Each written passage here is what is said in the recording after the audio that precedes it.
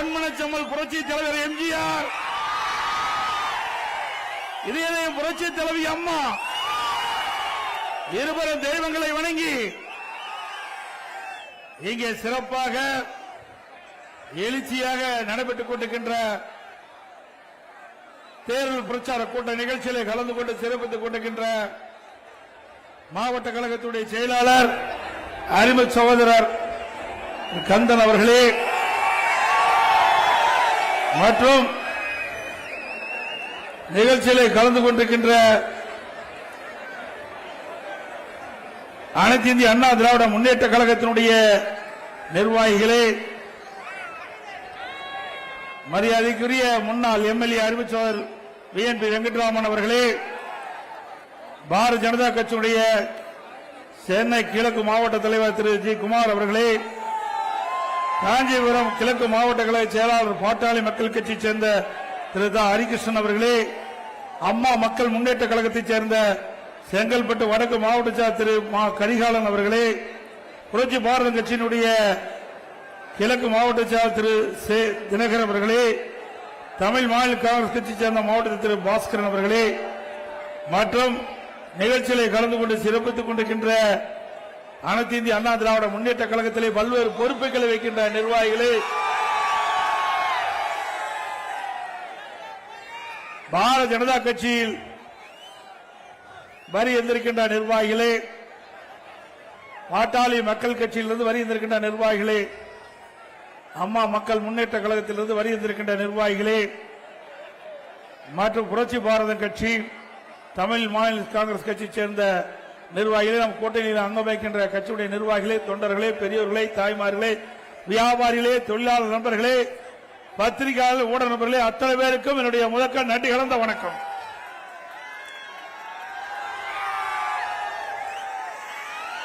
ஆலந்தூர் சட்டமன்ற தொகுதி அதிமுக கோட்டை. நான் வருகை தங்கிட்ட பொழுது என்னுடைய வாகனம் தண்ணியில நீந்திக்கிட்டு வர மாதிரி மக்கள் வெள்ளத்திலே நீந்தி கொண்டு மக்களை வந்து தந்திருக்கிறது. கிராமத்தில் ஒரு பழமொழி சொல்லுவாங்க, விளையும் பெயர் முளையிலே தெரியும் என்று சொல்லி, வருகின்ற சட்டமன்ற பொதுத் தேர்தலிலே அனைத்து இந்திய அண்ணா திராவிட முன்னேற்ற கழகத்திலே தலைமையில் அமைக்கப்பட்ட தேசிய ஜனநாயக கூட்டணி வெற்றி பெறுவதற்கு இங்க இருக்கின்ற மக்களுடைய எழுச்சியே காட்சி. நேற்றைக்கு முன்தினம் மயிலாப்பூர்ல முத தேர்தல் பிரச்சாரத்தை தொடங்கினேன். அந்த தேர்தல் பிரச்சார கூட்டத்தில் பேசியதிலே ஸ்டாலினுக்கு பயம் வந்துட்டது, தேர்தல் தோல்வி பயம் வந்துவிட்டது. 3 அமைச்சர்கள், நான் சொன்ன கருத்துக்கு 3 அமைச்சர்கள் ஏதோதோ பத்திரிகையில செய்தி வெளியிட்டிருக்கிறாங்க. அப்படின்னா அவர்களுக்கு தேர்தல் பயம் வந்துவிட்டது. இன்றைக்கு நாங்கள் சொன்ன கருத்துக்கு பதில் சொல்ல முடியல. மக்கள் ஆதரவு தேசிய ஜனநாயக கூட்டணி கட்சிக்கு பெருகி வருகின்ற காரணத்தினாலே ஸ்டாலின் அதிர்ந்து போயிருக்கிறார். திரு ஸ்டாலின் அவர்களே, நிச்சயமாக அனைத்து இந்திய அண்ணா திராவிட முன்னேற்ற கழக தலைமையிலே அமைக்கப்பட்ட தேசிய ஜனநாயக கூட்டணி அதிக இடங்களிலே வெல்லும், வெற்றி பெறும், அதிமுக ஆட்சி அமைக்கும். திரு ஸ்டாலின் அவர்களே, 25 நாட்கள் தொடர்ந்து நீங்க தேர்தல் கூட்டணி பற்றி பேசிட்டு இருக்கிறீங்க. எவ்வளவு 25 நாட்கள்? அந்த 25 நாட்கள் பேசி கூட இன்னும் முடிவு எட்டப்படவில்லை. நாளே நாள்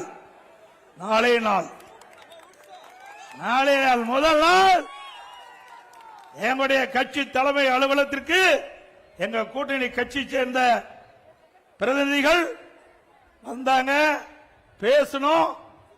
பேசின உடனே எங்க கூட்டணியில் அங்கம் வைக்கின்ற கட்சிகளுக்கு எத்தனை இடங்கள் என்று அப்பொழுது அறிவிக்கப்பட்ட கட்சி அதிமுக கட்சி. அறிவிச்சோம்ல. ஆனால் திராவிட முன்னேற்ற கழகம் கூட்டணியில் அங்கம் வைக்கின்ற கட்சிகள் எல்லாம் புலம்பிக் கொண்டிருக்கின்றது. ஒரு கட்சியினுடைய மூத்த தலைவர் பேசுகிறார், கூட்டணியில் பேசிவிட்டு வெளியிலே வருகிற பொழுது அழுது கொண்டே சிரிக்கின்றேன் சொன்னார். அழுது கொண்டே சிரிக்கிறார். அப்படிப்பட்ட தலைமையை அந்த கட்சியில் கூட்டணி தலைமை ஏற்றுக்கின்றது. அது மட்டுமல்ல, விடுதலை சிறுத்தை கட்சிகள் என்ன அந்த எந்தெந்த தொகுதி அந்த கட்சிக்கு இறுதி செய்யப்படவில்லை. காங்கிரஸ் கட்சிக்கு எந்தெந்த தொகுதி என்று அறிவிக்கப்படவில்லை. அது மட்டுமல்ல, எப்பொழுது பார்த்தாலும் இன்றைய முதலமைச்சர் ஸ்டாலின் அவர்கள் பத்திரிகையிலையும் ஊடகத்திலையும் அடிக்கடி வெளியிடுவார், எங்க கூட்டணி பலம் பொருந்திய கூட்டணியா, தொடர்ந்து 10 ஆண்டு காலம் எங்க கூட்டணியில் அங்க வைக்கிறாங்க. ஸ்டாலின் அவர்களே, 10 ஆண்டு காலம் உங்களோடு கூட்டணியில் இருந்த காரணத்தினால்தான் அவர்களுக்கு கடந்த தேர்தலை விட ஒரு தொகுதி குறைத்து கொடுத்திருக்கின்றீர்கள்.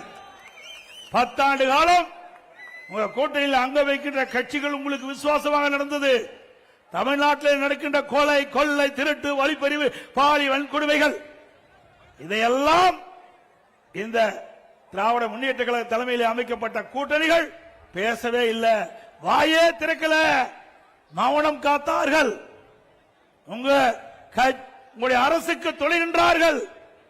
நாட்டில் நிலவுகின்ற பிரச்சனையை, மக்களுடைய பிரச்சனையை சட்டமன்றத்தில் கூட எடுத்து வைக்க முன்வரவில்லை. அப்படி உங்களோடு இருந்தவருக்கு ஒவ்வொரு இடம் குறைத்து கொடுத்தீர்கள்.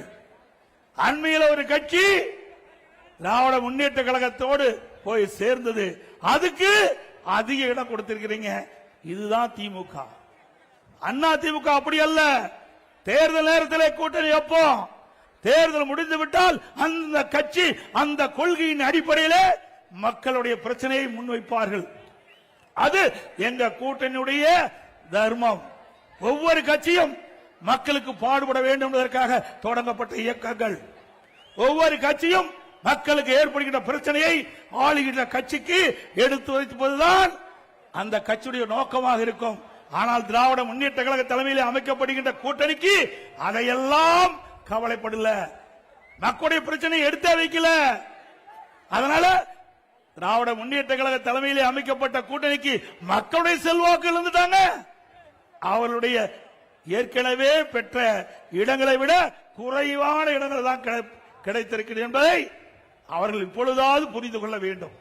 அது மட்டுமல்ல, ஸ்டாலின் பேசுறார், எடப்பாடி பழனிசாமி 10 தோல்வி கண்டுவிட்டார் என்று. திரு ஸ்டாலின் அவர்களே, 2011 2021 வரை தில்லு திராணி தெம்பிருந்தா நான் கேட்கிற கேள்விக்கு பதில் சொல்ல வேண்டும். இதே புரட்சி தலைவி அம்மா அவர்கள் இருக்கின்ற வரையும் சரி, அம்மா மறைவுக்கு பிறகும் சரி, அனைத்து இந்திய அண்ணா திராவிட முன்னேற்ற கழகத்தை திராவிட முன்னேற்ற கழகம் வீழ்த்திய வரலாறே கிடையாது. 2011 திரு கருணாநிதி திரு ஸ்டாலினுடைய அப்பா இருக்கும் போது எதிர்கட்சி அந்தஸ்து கிடைக்கல. ஆனா எங்களுடைய இதய புரட்சி தலைவி அம்மா மறைவுக்கு பிறகு எவ்வளவு சோதனை, கொஞ்சம் நஞ்ச சோதனையா நாங்க சந்திச்சோம். அவ்வளவு சோதனையும் சந்திச்சு 2021 பிரதான எதிர்க்கட்சி என்ற வரிசையிலே அமர்ந்த அண்ணா திமுக, அனைத்து இந்திய அண்ணா திராவிட முன்னேற்ற கழக தலைமையிலே அமைக்கப்பட்ட கூட்டணி 75 இடங்களிலே பெற்றோம். இது எங்களுடைய சாதனை. எங்களுடைய தலைவர்கள் இல்ல, தொண்டருடைய ஆதரவோடு, மக்களுடைய ஆதரவோடு மிக சிறப்பாக தேர்தல் பணியாற்றி மக்களை சந்தித்து 75 இடங்கள் எங்க கூட்டணிக்கு பெற்று தந்தோம். இதுதான் வெற்றி. திரு ஸ்டாலின் அவர்களே, வாய்ச்சவடால் பேசி பிரயோஜனம் இல்ல. 5 ஆண்டு காலம் உங்களுடைய ஆட்சி, நாட்டு மக்களுக்கு என்ன பலன் கிடைச்சது, என்ன நன்மை கிடைச்சது? கிடைச்சதா? விலைவாசி விண்ணை முட்டுகின்ற அளவுக்கு உயர்ந்து விட்டது. குறைப்பதற்கு ஏதாவது நடவடிக்கை எடுத்தீங்களா? இன்றைக்கு அண்ணா திமுக ஆட்சியில் அரிசி, பச்சரிசி, சாப்பாட்டு அரிசி 1 கிலோ 40 ரூபாய்க்கு வித்தது. இன்றைக்கு 1 கிலோ பச்சரிசி 75 ரூபாய்க்கு விற்குது.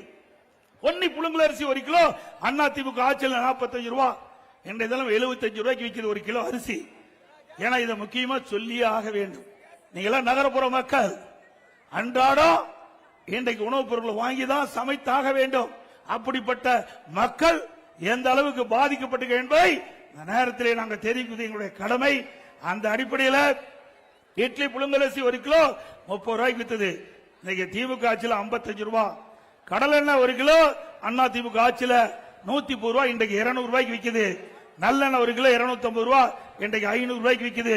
தோரம் பருப்பு 1 கிலோ 74 ரூபாய், இன்றைக்கு 120 ரூபாய்க்கு விற்குது. உளுத்தம் பருப்பு 1 கிலோ 79 ரூபாய், இன்றைக்கு 120 ரூபாய்க்கு விற்குது. இப்படி விலைவாசி விண்ணை முட்டுகின்ற அளவுக்கு விலை உயர்கின்ற போது இந்த அரசு என்ன நடவடிக்கை எடுத்திருக்க வேண்டும்? உடனடியாக விலை கட்டுப்பாட்டு மைய நிதியை ஒதுக்கி எந்த மாநிலத்தில் இந்த உணவுப் பொருட்கள் விலை குறைவாக இருக்கின்றதோ அங்கே கொள்முதல் செய்து இங்கே கூட்டு அமைப்பின் மூலமாக இந்த விலை சரி செய்திருந்தால் ஒரு நல்ல அரசாங்கம். ஆனால் அனைத்து இந்திய அண்ணா திராவிட முன்னேற்ற கழகம் இப்படி அத்தியாவசிய உணவுப் பொருட்கள் விலை ஏறுகின்ற பொழுது அந்த உணவுப் பொருட்கள் விலையை கட்டுப்படுத்துவதற்காக விலை கட்டுப்பாட்டு நிதியம் என்று ஒரு 100 கோடி ரூபாய் நான் ஒதுக்கி தந்தேன். எந்த பொருள் விலை ஏறுகிறதோ உணவுப் பொருள், அந்த உணவுப் பொருள் எந்த மாநிலத்தில் விலை குறைவாக கிடைக்கிறதோ அந்த மாநிலத்தில் கொள்முதல் செஞ்சு தமிழ்நாட்டுக்கு கொண்டு வந்து கூட்டுறவு மூலமாக விற்பனை செஞ்சு அந்த விலை உயராமல் தடுத்த அரசாங்கம் அதிமுக அரசாங்கம். அது மட்டும் இல்ல, நன்றா தெரியும், மாண்புமிகு புரட்சி தலைவி அம்மா அவர்கள் மறைந்த பிறகு இவ்வளவு பிரச்சனை சந்திச்சோம். கட்சியில பிரச்சனை வேண்டுமென்றே திட்டமிட்டு திராவிட முன்னேற்ற கழகத்துடைய பி டீமாக இருந்து எங்க கட்சிக்குள்ளேயே எங்களுக்கு குழி தோண்டி பறித்துக் கொண்டிருந்த சில விசமிகள் அடையாளம் காட்டப்பட்டு விட்டார்கள். இன்றைய தினம் யார் என்று உங்களுக்கு நன்றாக தெரியும். இன்றைக்கு மக்கள் ஆதரவோடு கழக நிர்வாகிகள் தொண்டர் ஆதரவோடு அதையும் முறியடித்து 4 ஆண்டு 2 மாத காலம் சிறப்பான ஆட்சி கொடுத்தோம். முதற்கட்டம் கடுமையான வறட்சி, 2017 கடுமையான வறட்சி, குடிப்பதற்கு கூட தண்ணீர் கிடையாது நகர மக்களுக்கு. அந்த காலகட்டத்தில் கூட தடையில்லாம மக்களுக்கு பாதுகாக்கப்பட்ட தண்ணீரை கொடுத்த அரசாங்கம் அண்ணா திமுக அரசாங்கம். அடுத்தது டெல்டா மாவட்டத்தில் ஒரு 5-6 மாவட்டங்கள் கடுமையான புயலால், கஜா புயலால் அந்த மாவட்டம் முழுவதும் மிகப்பெரிய சேதத்துக்கு ஆளாக்கப்பட்டது. அங்க இருக்கின்ற பயிர்கள் கனமழையால் சேதமடைந்தது. மக்களுடைய உடைமைகள் அந்த புயலால் சேதமடைந்தது. அதை சரி செய்தோம். அதுக்கு பிறகு கொரோனா. உங்களுக்கு எப்படிப்பட்ட காலம் தெரியும். இந்த வீதியில யாருமே நடமாடல. ஓராண்டு 11 மாத காலம் மக்கள் வீட்டிலேயே இருந்தார்கள். அப்படி கொரோனா காலம், அந்த காலத்தில் கூட சிறப்பான ஆட்சி கொடுத்த ஒரே அரசாங்கம் அண்ணா திமுக அரசாங்கம். அரசாங்கத்துக்கு 1 ரூபாய் வருமானம் கிடையாது. தொழிற்சாலை திறக்கல, கடை திறக்கல, அதில் இருக்கின்ற வரி வருவாய் கிடையாது, ஜிஎஸ்டி வருவாய் கிடையாது, பெட்ரோல் பேங்க் திறக்கல, அதில் இருக்கின்ற வரி வருவாய் கிடையாது, டாஸ்மாக் மூடப்பட்டு விட்டது, அதில் இருக்கின்ற வருவாய் கிடையாது, ரோட் டாக்ஸ் கிடையாது, பத்திரப்பதிவு கிடையாது, எக்ஸைஸ் டியூட்டி வருவாய் கிடையாது. இவ்வளவு வருவாய் இல்லாம இருந்து கூட சிறப்பான ஆட்சி கொடுத்த ஒரே அரசாங்கம் அண்ணா திமுக அரசாங்கம்.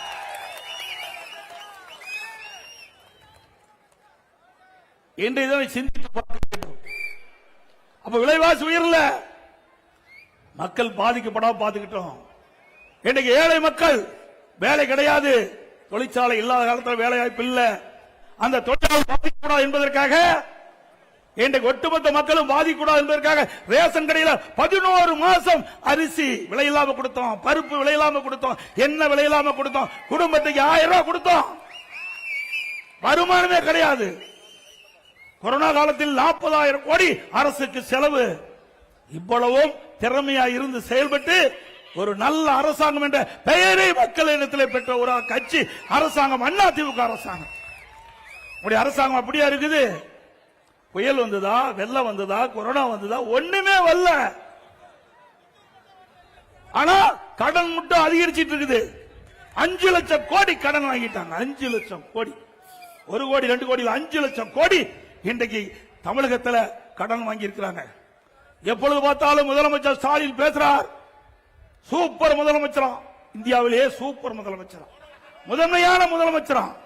எதில்? கடன் வாங்குவதிலே முதன்மையான முதலமைச்சர். உண்மைதானே? இந்தியாவிலேயே கடன் வாங்குவதிலே முதல் மாநிலம் தமிழ்நாடு.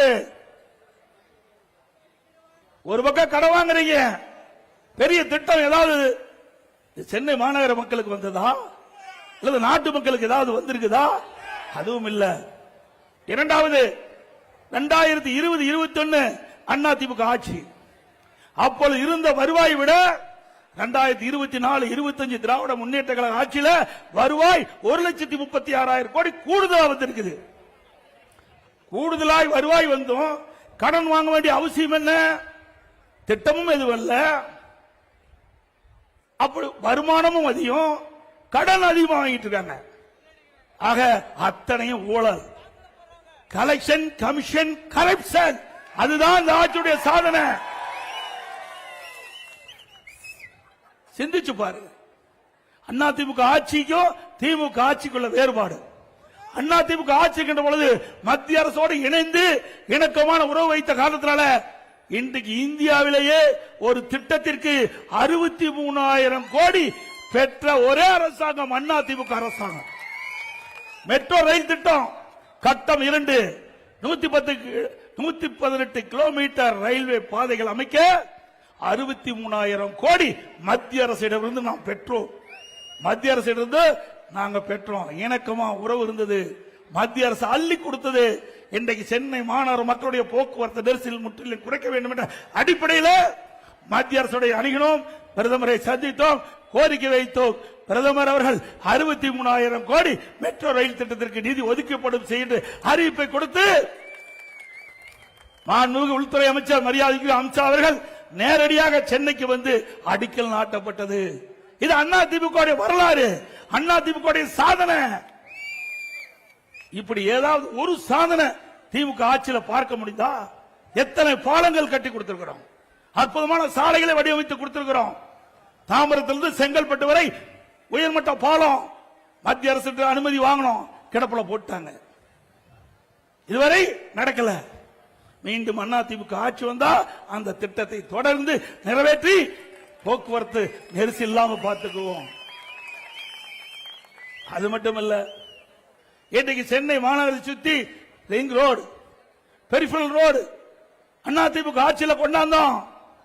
சுமார் 14,000 கோடி அந்த திட்டத்துக்கு ஒதுக்கப்பட்டு அந்த திட்டத்தை துவக்கியது நாங்க. இப்ப இன்னும் அந்த பணி நிறைவு பெறல. எல்லாமே அதிமுக ஆட்சியில் கொண்டு வரப்பட்ட திட்டங்கள். ஆனா திமுக ஆட்சியில் எந்த ஒரு புதிய திட்டத்தையும் இதுவரை கொண்டு வரப்படவில்லை என்பதை எண்ணி பார்க்க வேண்டும். அண்மையில் உங்களுக்கு நல்லா தெரியும், பத்திரிகை ஊடகத்திலும் பார்த்திருப்பீங்க, அமலாக்கத்துறை, நகர்ப்புற வளர்ச்சித்துறை, குடிநீர் வழங்கல் துறையில் மிகப்பெரிய ஊழல். அந்த ஊழலை இன்னைக்கு அமலாக்கத்துறை கண்டுபிடித்து ஆதாரத்தோடு தமிழ்நாட்டில் சட்ட ஒழுங்கு டிஜிபிக்கு அறிக்கையை அனுப்பிச்சு 3 முறை அறிக்கை அனுப்புனாங்க. இதுவரைக்கும் எஃப்ஐஆர் பதிவு பண்ணல. நீதிமன்றம் வரைக்கும் போனாங்க. நீதிமன்ற உத்தரவு பிறப்பிக்கப்பட்டு விட்டது. இன்றைக்கு அமலாக்கத்துறை கொடுத்ததை பரிசீலனை செய்து ஆதாரம் இருக்கின்றது. அந்த ஆதாரத்தின் அடிப்படையில் வழக்கு பதிவு செய்ய வேண்டும் என்ற தீர்ப்பை கொடுத்து கூட இன்னும் வாய்தா வாங்கி கொண்டிருக்கின்றார்கள் இன்றைக்கு நீதிமன்றத்திலே.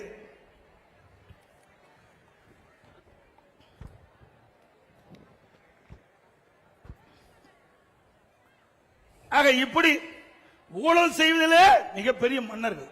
சுமார் 1000 கோடி ஊழல். இன்றைக்கு நகர்ப்புற வளர்ச்சித்துறையில் கமிஷன் வாங்குறதுல, குடிநீர் வழங்கல் துறையில் பணி நியமன, ஒரு பணி நியமனத்துக்கு 25 லட்சம் 30 லட்சம் அமலாக்கத்துறை கண்டுபிடித்து இன்றைக்கு தமிழ்நாட்டில் இருக்கின்ற டிஜிபிக்கு அறிக்கை அனுப்பப்பட்டிருக்கிறது. இதெல்லாம் அதிமுக ஆட்சிக்கு வந்த பிறகு தோண்டி எடுக்கப்பட்டு உண்மை நிலையை கண்டறிந்து சட்டத்தை முன்னிலை நிறுத்தப்பட்டு சட்டத்தை நீதியாக நடவடிக்கை எடுக்கப்படும்.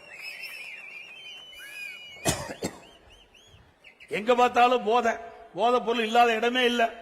சந்து பொந்து கிராமம் வரைக்கும் தாராளமா போதைப் பொருள் பல வடிவத்தில் விற்குது. இன்றைக்கு அதை கட்டுப்படுத்த திராணி இல்லாத அரசாங்கம். ஏன்னா திமுக தான் விற்கிறான். அப்படி எங்க போய் கட்டுப்படுத்த முடியும்? எங்க பார்த்தாலும் போதைப் பொருள் விற்பனை, போதை ஆசாமியால் மக்கள் நடமாட முடியாத நிலை உருவாகி இருக்குது. அதுவும் சிறுமிகள் வெளியே போக முடியல, பெண்கள் வெளியே போக முடியல, பாட்டியம்மா கூட விட்டு வைக்க மாட்டேங்கிறான். அவ்வளவு மோசமான கேடுகட்ட ஆட்சி திமுக ஆட்சி. பத்திரிகை திறந்தா பாருங்க, ஊடகத்தை திறந்தா பாருங்க, வர்ற செய்தி எல்லாம் இதுதான். இன்னைக்கு ஒரு காலத்துல தங்க என்ன விலை, வெள்ளி என்ன விலைன்னு இன்னைக்கு தொலைக்காட்சியில் வரும். இப்ப கொலை நிலவரம் என்ன, அன்றாட கொலை நிலவரம் என்னதான் இன்னைக்கு செய்தித்தாளில் வருது, பத்திரிகையில் வருது, ஊடகத்தில் வருது. இப்படிப்பட்ட ஆட்சி அகற்றப்பட வேண்டும் என்பதை நேரத்தில் தெரிவிக்கிறாங்க. அது மட்டும் இல்ல, நகரப்புறம் அண்ணா திமுக ஆட்சியில வீட்டு வரி என்னன்னு பாருங்க. திமுக ஆட்சிக்கு வந்த பிறகு வீட்டு வரி 100% உயர்த்தி இருக்கிறாங்க. இந்த வீடு மாடி வீடுனா 2000 ரூபாய் அண்ணா திமுக ஆட்சியில் வரி கட்டி இருந்தா இப்ப 4000 ரூபாய் வரி கட்டணும். ஆண்டுக்கு 6% வரி உயர்வு, 2 வருஷத்துல 12% வரி உயர்த்திட்டாங்க. கடை வச்சிருந்தா 150% வரி உயர்வு, ஆண்டுக்கு 6% உயர்வு, 2 வருஷமும் உயர்த்திட்டாங்க. குடிநீர் வரி உயர்வு, குப்பைக்கும் வரி போட்ட ஒரே அரசாங்கம் திமுக அரசாங்கம் ஒண்ணுதான். குப்பை கூட விட்டு வைக்கல. இன்னும் சொல்ல போனா மின் கட்டணம், மின்சாரத்தை தொட்டா ஷாக் அடிக்கும், மின் கட்டணத்தை கேட்டாலே ஷாக் அடிக்குது. அவ்வளவு மின் கட்டணம் உயர்ந்து போச்சு. கிட்டத்தட்ட 52% மின் கட்டணம் உயர்ந்து போச்சு. ஆண்டுக்கு 5% மின் கட்டணம் உயர்த்தப்படும் என்ற அறிவிப்பு கொடுத்து இன்றைக்கு மக்கள் மீது மிகப்பெரிய வரி சுமையை சுமத்திய அரசாங்கம் திமுக அரசாங்கம். இதோட மதுரை, திண்டுக்கல், இன்னும் பல மாநகராட்சியில இந்த வரி வருவாயில ஊழல் செஞ்சிருக்கிறாங்க. மதுரையில் மட்டும் 200 கோடி வரி ஏய்ப்பு செஞ்சிருக்கிறாங்க. அந்த மாநகராட்சியில எல்லாத்துக்கும் வரி, ஆட்டுக்கு வரி, மாட்டுக்கு வரி, பன்னிக்கு கூட வரி போட்டாங்க. அந்த பன்னிக்கு போட்ட வரியிலையும் ஊழல் செய்த ஒரே அரசாங்கம் திமுக அரசாங்கம். 200 கோடிங்க நாம சொல்லல, திமுக அரசாங்கமே கண்டுபிடிச்சு வெளிப்படுத்தி அந்த மேயர் ராஜினாமா பண்ணியிருக்கிறாங்க. அங்க இருக்கிற 4 மண்டல தலைவர் ராஜினாமா. இப்படி இந்த மோசமான ஆட்சி தொடர வேண்டுமா? சொல்லுங்க, தொடர வேண்டுமா?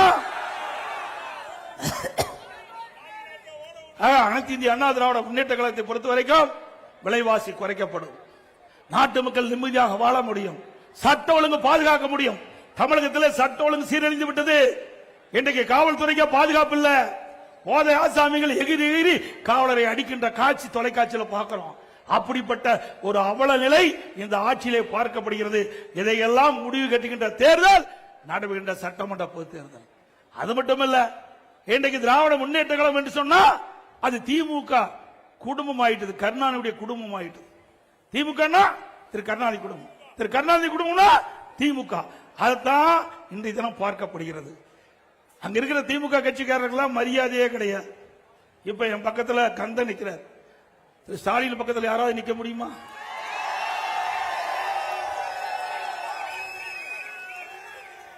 நான் அங்கே இருந்து இங்கே வந்தவன், கீழே இருந்து இங்கே வந்தவன்,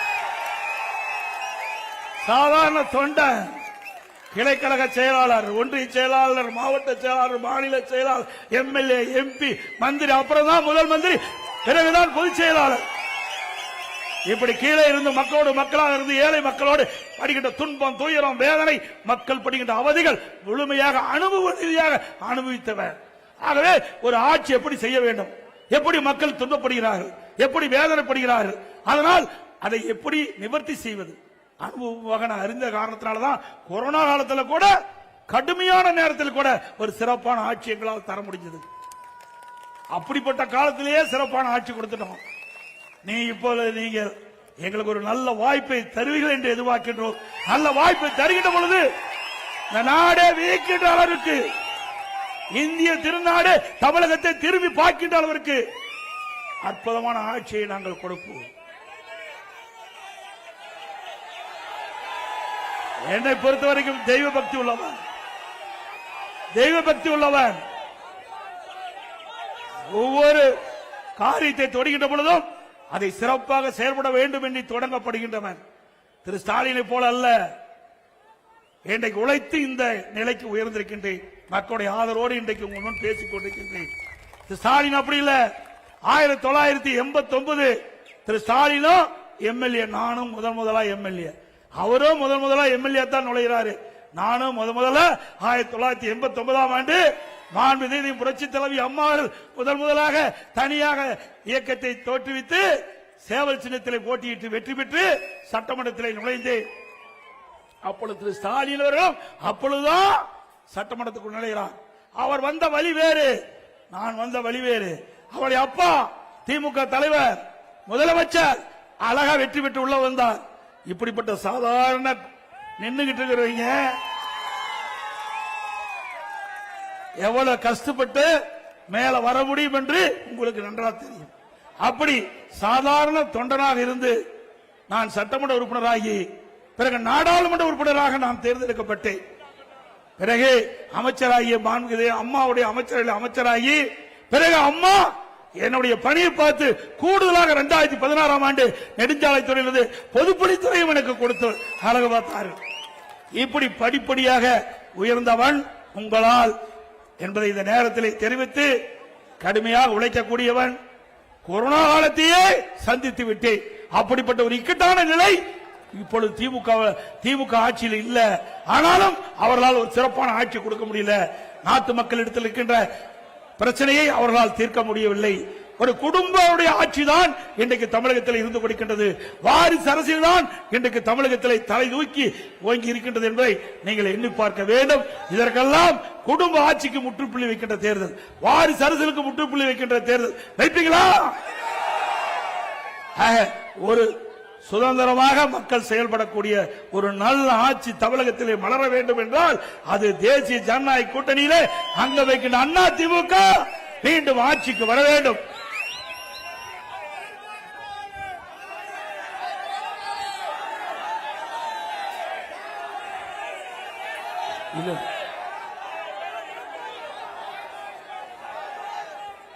அண்ணா திமுக சார்பா பல திட்டங்களை நாங்கள் அறிவிச்சோம். இன்றைக்கு கிட்டத்தட்ட இன்றைக்கு திராவிட முன்னேற்ற கழகத்தின் சார்பா இன்றைக்கு பல வரிகளை சுமத்தி மக்கள் படுகின்ற துன்பத்திலிருந்து மக்களை காக்க வேண்டும் என்பதற்காக ஒவ்வொரு குடும்பத்திற்கும் 10,000 ரூபாய் அண்ணா திமுக ஆட்சி பலத்தோடு வழங்கப்படும். தற்போது கிட்டத்தட்ட குடும்ப அட்டைக்கு மகளிர் உரிமை தொகை 1000 ரூபாய் வழங்கிட்டு இருக்கிறாங்க. அண்ணா திமுக ஆட்சி மலர்ந்தவுடனே குடும்ப அட்டையில் இடம்பெறுகின்ற குடும்ப தலைவிக்கு மாதந்தோறும் 2000 ரூபாய் அண்ணா திமுக வழங்கப்படும். இன்றைக்கு மகளிருக்கு நகர பேருந்துள்ள கட்டணம் இல்லாம பயணம் செய்யறாங்க. அதே போல ஆண்களும் இனிமேல் நகர பேருந்துள்ள கட்டணம் இல்லாமல் பயணம் செய்யலாம். குடும்ப அட்டைதாரருக்கு இப்பொழுது வழங்கப்படுகின்ற பருப்பு, எண்ணெய் அண்ணா திமுக ஆட்சி மலர்ந்தவுடன் இனி விலையில்லாம பருப்பு எண்ணெயும் குடும்ப அட்டைக்கு வழங்கப்படும். வீடு இல்லாமல் இருக்கின்ற ஏழைகளுக்கு அரசாங்கமே இடம் வாங்கி அற்புதமான வீடுகள் கட்டி கொடுக்கப்படும். இன்றைக்கு பணிக்கு செல்கின்ற நம்முடைய மகளிர்கள் உரிய நேரத்தில் பணிக்கு செல்ல வேண்டும், பணி முடிந்து வீடு திரும்ப வேண்டும். அதற்காக அம்மா இருசக்கர வாகனம் 5 லட்சம் பெண்களுக்கு வழங்கப்படும். ஒவ்வொரு அம்மா இருசக்கர வாகனத்துக்கு 25,000 ரூபாய் மானியம் கொடுக்கப்படும். ஏற்கனவே மாண்புமிகு அம்மா இருக்கின்ற பொழுது 2016 இந்த அறிவிப்பை வெளியிட்டாங்க. அண்ணா திமுக ஆட்சியில் அதை நிறைவேற்றி காட்டணும். திமுக ஆட்சியில் கைவிட்டுட்டாங்க. மீண்டும் அம்மாவுடைய ஆட்சி மலர்ந்தவுடனே அம்மா இருசக்கர வாகனம் மானிய விலையிலே வழங்கப்படும். நம்முடைய முதியோர்களுக்கு தற்போது வழங்கப்படுகின்ற ஓய்வூதியத்தை உயர்த்தி 2000 வழங்கப்படும். இன்றைக்கு மாணவர்கள் கல்வி கடன் வங்கியில் பெற்றிருக்காங்க. அந்த கல்வி கடன் அண்ணா திமுக ஆட்சியில் ரத்து செய்யப்படும். இன்றைக்கு வாழ்வாதார உதவியாக ஒவ்வொரு குடும்பத்திற்கும் ஆண்டுக்கு 3 கேஸ் சிலிண்டர் மானியமாக வழங்கப்படும். பொங்கல் பரிசு ஒவ்வொரு ஆண்டும் 1000 ரூபாய் வழங்கப்படும். தீபாவளி பெண்களுக்கு பட்டுப்புடவை வழங்கப்படும். அதே போல படித்த இளைஞர்களுக்கு அங்கே வேலைவாய்ப்பில் பதிவு செய்த இளைஞர்கள் அவர்களுக்கு மாதந்தோறும் பட்டப்படி படித்தா 2000 ரூபாய், பிளஸ் 2 வரைக்கும் படிச்சிருந்தா 1000 ரூபாய் வழங்கப்படும். ஆட்டோ ஓட்டுநர்கள் அந்த சங்கத்தில் பதிவு செய்து புதிய ஆட்டோ வாங்கினா 75,000 ரூபாய் அவர்களுக்கு ஆட்டோ வாங்குறதுக்கு மானியம் வழங்கப்படும். நகர்பகுதியில் இருக்கின்ற நடைபாதை ஓரமாக சிறு கடை வைத்திருக்கின்றவர்கள் கூட்டுறவு சங்கத்திலே வாங்கிய கடன் தள்ளுபடி செய்யப்படும். அவர்களுக்கு மீண்டும் கடன் பெறுவதற்கு எந்தவித ஜாமீனும் இல்லாமல் 2 லட்சம் ரூபாய் வரை கடன் வழங்கப்படும். அதோட மாற்றுத்திறனாளிகள் கூட்டுறவு அமைப்பிலே வாங்கிய கடன் முழுவதும் தள்ளுபடி செய்யப்படும் என்பதை நேரத்தில் தெரிவிக்கிறேன். அதோட எல்லா குடும்பத்திற்கும் ஃப்ரிட்ஜ் வழங்கப்படும். அதோட நிறைய அறிவிப்புகளை நாங்கள் வெளியிட்டிருக்கிறோம். அனைத்து அறிவிப்புகளும் மக்கள் துணையோடு நிச்சயமா எங்களுடைய அரசு செயல்படுத்தப்படும் என்ற மகிழ்ச்சியான செய்தி இந்த நேரத்தில் தெரிவித்து வருகின்ற சட்டமன்ற பொதுத் தேர்தலிலே அனைத்து இந்திய அண்ணா திராவிட முன்னேற்ற கழக வேட்பாளர் நிறுத்தப்பட்டால் அவருக்கு இரட்டை சின்னத்திலே வாக்களித்து வெற்றி பெற செய்யுங்கள். தேசிய ஜனநாயக கூட்டணியில் அங்க வைக்கின்ற கட்சியில் நிறுத்தப்பட்டால் அந்த கட்சியின் சார்பாக போட்டியிடுகின்ற வேட்பாளருக்கு அந்த கட்சியுடைய சின்னத்திலே வாக்களித்து வெற்றி பெற செய்ய வேண்டுமா இருக்கிற உங்களை வேண்டி கேட்டு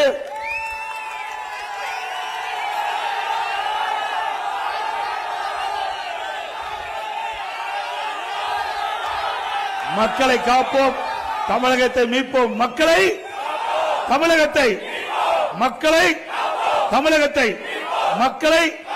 தமிழகத்தை ஸ்டாலின் மாடல் அரசு, செயலில் மாடல் அரசு. Bye bye Stalin. நன்றி, வணக்கம். சிறப்பான அற்புதமான இந்த தேர்தல் பிரச்சார கூட்ட நிகழ்ச்சி ஏற்பாடு செய்த மாவட்ட கழக செயலாளர் அறிவித்தார் கந்தன் அவர்களுக்கும் அவரோடு இணைந்து பணியாற்றிய பகுதி கழக செயலாளர்கள், வட்ட கழக செயலாளர்கள், கழகத்திலே வள்ளுவர் குறிப்பிட்ட நிர்வாகிகள், கூட்டணி கட்சி சேர்ந்த தலைவர்கள், நிர்வாகிகள், தொண்டர்கள், வரியிலிருந்து சிறப்பித்த பெரியவர்கள், தாய்மார்கள், கழக உடன்பிறப்புகள், கூட்டணி கட்சி சேர்ந்த நிர்வாகிகள், தொண்டர்கள் அத்தனை பேருக்கும் நன்றி, நன்றி, நன்றி, வணக்கம்.